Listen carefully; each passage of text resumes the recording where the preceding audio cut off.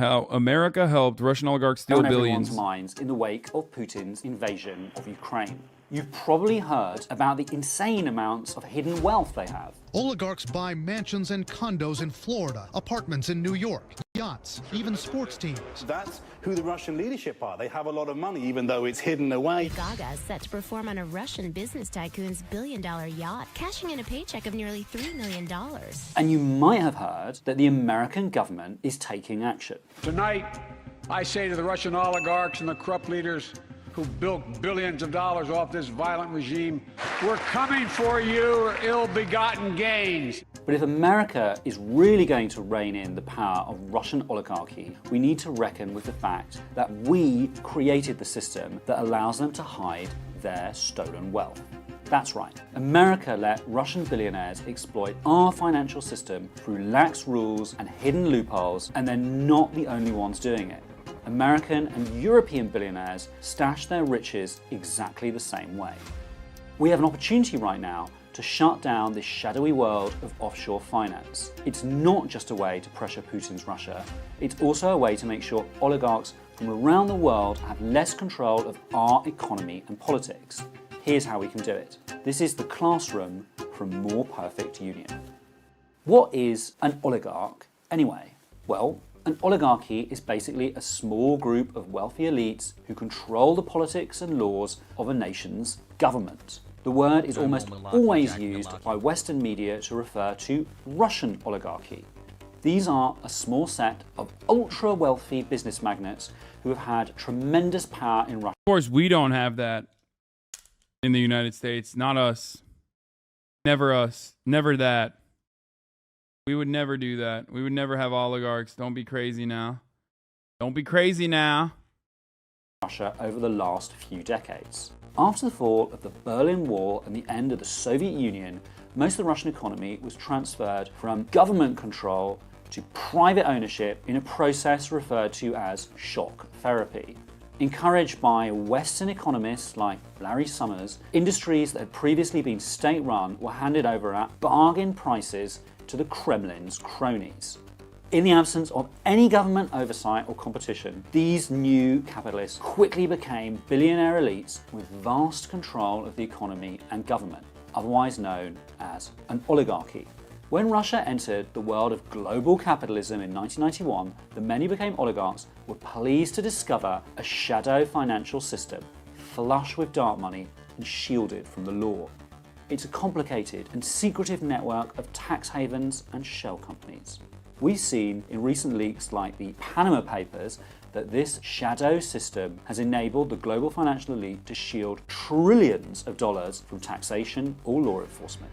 This system allows rich people, criminals, and crooked public officials around the world to hide money for tax evasion, money laundering, and corruption of all kinds. But here's the thing, it was European and American bankers, lawyers, and lobbyists that built this corrupt system in the first place. Russian oligarchs hide their wealth in the shadows, and we were the ones that turned off the lights in the first place. Here are some of the ways they exploited our rules. Russian billionaires use shell companies to hide their ownership and avoid a tax bill. Oligarchs set up shell companies in places like Delaware and Bermuda, notorious tax havens. They take advantage of American and European laws which allow corporate owners to set up companies with virtually no disclosure requirements. In fact, more than half of Russian billionaires' wealth is stored abroad. Oligarchs purchase high-rise apartments in Manhattan and London to launder their money. Billions of dollars of dirty money pouring into places like London and New York has contributed to making homes unaffordable for working people and turned housing, which should be a human right, into an accounting unit for Kremlin money launderers. That's why you may have noticed in the news that the mega yachts being seized in the last few weeks were located in places like Barcelona, the French Riviera, and the Maldives. These yachts Remember those papers and all we could talk about is how much you make? Yeah, because Twitch people are fucking brain rotted, dude. Trying to fucking target like the mega wealthy who completely control the planet is it'll make you feel powerless. But Twitch streamer Rich, that's a good one. Shots are grotesque displays of the oligarchs. Oh, yes, buying a $42 million apartment contributes to homelessness? Wait, what? Do you think Russian oligarchs or just oligarchs in general do not contribute to homelessness? The fuck do you mean? Limo, yeah, I'm sure Russian oligarchs are the reason housing isn't affordable. No, all oligarchs are the reason why housing isn't affordable. All capitalists are the reason why housing isn't affordable. They buy housing as a commodity, as an investment vehicle. What the fuck? Yes, dude. Yeah, exactly. Not just like Russian ones. It's like, hey, man, listen, I'll only criticize capitalism if we do it from a point of view of ethnic background or race or creed, okay? I'm not doing it for any other reason. How are oligarchs any different than a top 100 CEO? They're not. That's the whole point. What do you mean? What? That's what I've... Did you hear me being sarcastic? I think I was being serious? What the fuck? That was my point. What is going on? What's happening right now in the chat, dude? All billionaires are oligarchs. America is also an oligarchy. Hello. What is going on? There's no difference functionally between a Russian oligarch and an American one. People make it seem like the Russian oligarch controls large swaths of the Russian economy, whereas like the American one doesn't. No, the American one does too. What the fuck? Wealth. The oligarchs also use Swiss bank accounts to hide their money, up to $150 billion worth, according to an estimate from a leading Swiss paper produced this week. At the end of the 1990s, after Russian oligarchy had taken hold, a strongman emerged, Vladimir Putin. Putin came to power with the support of Russia's oligarchs. Yeah, but lack of housing seems like the main problem to me. Is it not enough housing to go around? First and foremost, even if you're like a straight fucking yimby and you think it's the lack of housing, who is controlling the supply of housing? You think it's the big bad government?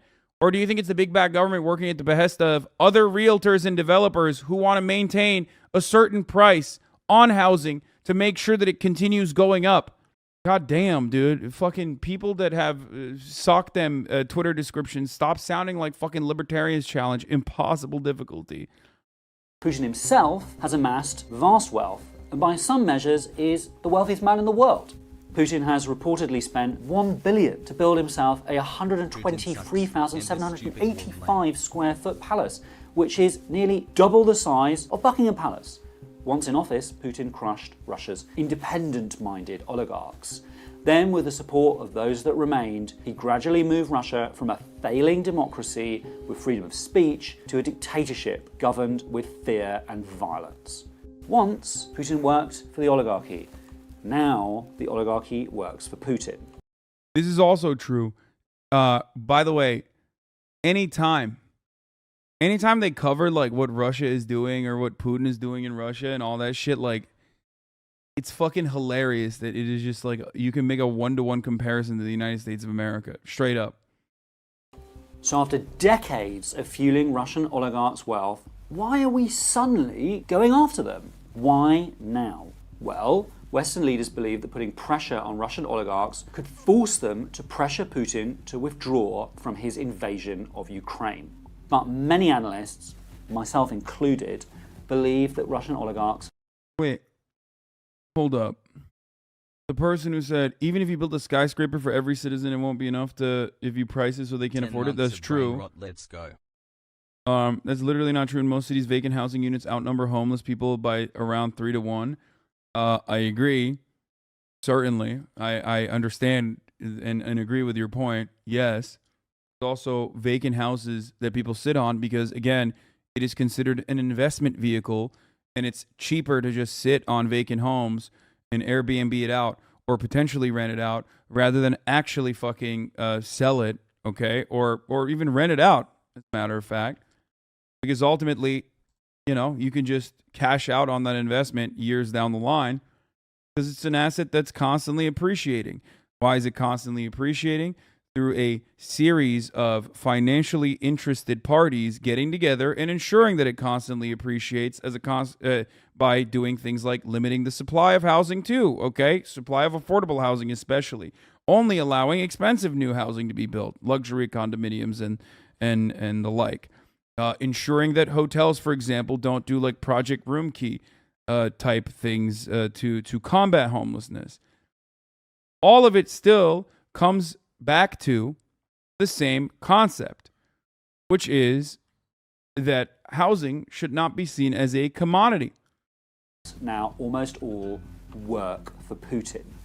If we want to end Putin's invasion of Ukraine, we need to get rid of the oil and gas payments he depends upon to fund his military machine. Still, the fact remains that defeating the Russian oligarchy is crucial for our national security because it will remove Russian billionaires' influence from our own politics in America and Europe. Putin and his oligarch allies. But there's no one the American oligarchs work for, right? Like how Russia's work for Putin. The American oligarchs just work for themselves. They work for capitalism and the sanctity and maintenance and continuation of capitalism, a system that has rewarded them so greatly that their great grandchildren no longer have to work, okay, if they don't want to. It's class solidarity demonstrated every single day in front of your eyes, except the only class solidarity that is acceptable is billionaires and millionaires and capital owners and even small business owners as well. A false sense of class solidarity with bourgeois capital owners can also be seen in even workers that have a 401k. Let me rephrase. Russian oligarchs do not materially contribute to unaffordable housing. Inflation and policy set by HUD, FHA, and FHFA contribute to unaffordable housing. I say this is an employee of one of those organizations. I mean, I think you're missing what I'm saying. What I'm saying is it's the top of the fucking hour. And as an oligarch of the American variety, I'm going to serve you a 60-second ad because I have class solidarity with the main oligarch, Jeffrey Bezos, and a contractual obligation. Jeff Bezos dictates I serve you a 60-second ad break. Here's the 1-minute ad break now. Also, are you saying you're a Twitch oligarch? Yes. I'm just the oligarch, baby. The most disgusting ad break you've ever done. The American government does not work for the interests of the citizens. The American government is set up and continues to work for the interests of capital owners. So when the American government does something, it's not necessarily the fault of like this individual entity called the American government operating at their own on their own volition, accountable by democracy. That's just theory. That's just a theory. That's just a false notion that helps us sleep at night. Make us feel like we actually have a say in this process. When the American government does something, it is done with the express purpose of benefiting capital owners and their material interests. They are the ones who built this government specifically for this purpose. That's it. Have been funding a network of right-wing parties and movements that incite racism, oppose democracy, and spread climate change denial. They leverage cultural power by sponsoring iconic American institutions like the Metropolitan Opera and Carnegie Hall to legitimize Putin's... Mark Fisher, the actual ruling class, propagates ideologies of individualism while tending to the act as a class. The dupe servants of the ruling class does the opposite. Lip service to solidarity and collectivity, while always acting as if the individualist categories imposed by power really hold. Regime, and they have teams of lobbyists and lawyers to influence our lawmakers. Removing their corrupting influence from our politics helps make decisions about Russia and oligarchy. Thank you, Give Me Tacos, for the 10 gifted subs. In our own best interests. And crucially, closing down loopholes in the shadow financial system could be used to expose corrupt elites, not just the Russian ones. So how do we do it? First off, we can create a global wealth registry to track oligarchs' assets across the world. This would... Yeah, right. Imagine. I'm willing to bet that, those who hold the levers of power would not necessarily be very comfortable with such a concept. having all of their assets in some kind of registry. Would include an automatic exchange of financial information on extremely wealthy individuals. Instead of competing against each other to attract the wealth of oligarchs with increasingly flimsy rules, countries like the US, UK, and the Europe. It's really funny because there's well-intentioned social democrats that, propose these kind of solutions, but don't actually want to do what it takes to build an enforcement mechanism and can't even fucking comprehend how that would work. You know what I mean? It's just not going to happen. And I think this is some pickety. The enforcement mechanism will be expensive? No. No. You're missing the point. I'm not even talking about the enforcement mechanism. I'm talking about even creating or completely uprooting the system in an effort to have some kind of enforcement.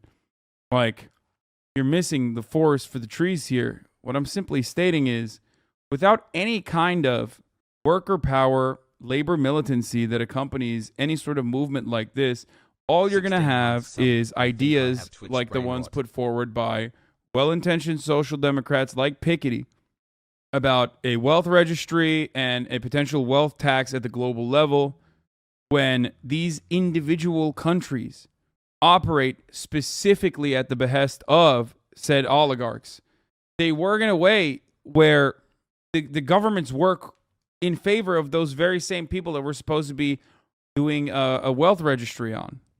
Never going to happen. The European Union could work together to make sure the wealthy pay their fair share. Second, we can close financial loopholes which are frequently used by oligarchs to hide their wealth. Instead of allowing the ultra-rich to use shell companies and opaque ownership structures, we could require beneficial ownership requirements for all forms of assets and ones that really work. Essentially, that would require all companies, trusts and foundations to publicly disclose who benefits from them. Finally, we can increase funding and support for enforcing the laws we already have on the books. The US can put anti-corruption and money laundering measures at the top of the international agenda. And we can provide many more resources to the domestic and international regulatory agencies whose job it is to track oligarchs' wealth and enforce when they break the law. Today, Russia's billionaires control roughly 30% of the nation's wealth. For comparison, German and American billionaires control about 15% of the wealth in their respective countries. Research suggests Russian oligarchs have about as much wealth stashed in offshore foreign accounts as the entire Russian population has in Russia itself. Defeating the Kremlin's oligarchy would be a huge turning point for both national security and financial transparency. So if our leaders truly are serious about tackling Putin's oligarchy, then we have to start looking at our own role in creating these loopholes and close them down once and for all. China may have shit MREs, but I don't see Jack Ma talking about his insane 996 shit anymore. The China model of handling oligarchs is better.